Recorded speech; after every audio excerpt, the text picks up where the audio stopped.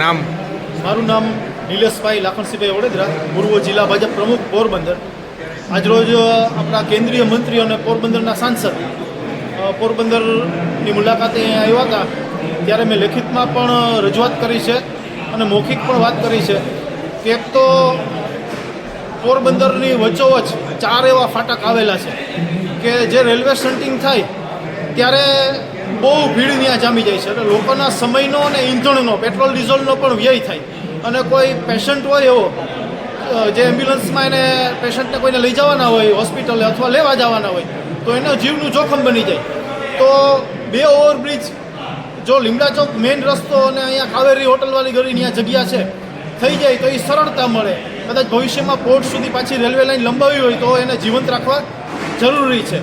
એના સિવાય 2 હાઈવે ઉપર ટોલ નાકા છે, પૂંછડી છે ને ગોંડાણા છે.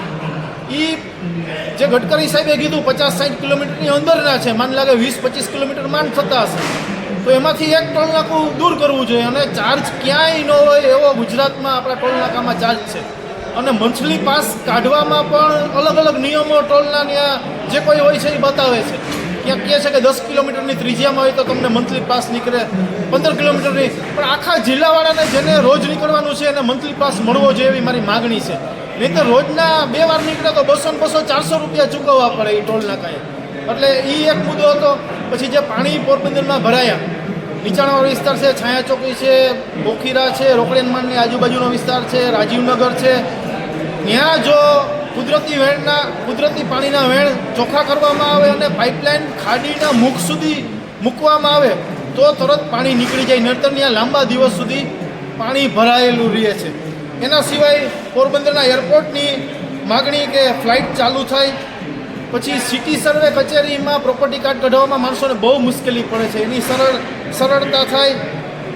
પોરબંદરમાં સારો ઉદ્યોગ આવે, કેમ કે કેન્દ્રીય મંત્રી છે ને વજનદાર સ્થાન છે, તો ઉદ્યોગ સારો પોરબંદરમાં આવે એના માટે.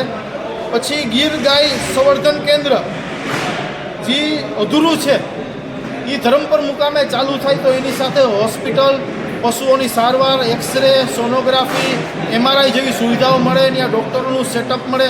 એના સિવાય થાપટ પોલિક્લિનિક છે, ત્યાં ડૉક્ટરોની ઘટ છે. જે જિલ્લા આખામાં પશુ દવાખાનાઓ છે ત્યાં ડૉક્ટરોની ઘટ છે. અત્યારે કોઈ પણ પશુને ગંભીર બીમારી થાય, ગાય, ભેંસ, ઘોડું, શ્વાન ગમે ને, તો જુનાગઢ લઈ જવું પડે, રોકાવવું પડે, તો ત્યાં બિચારો ખેડૂત હેરાન થાય છે.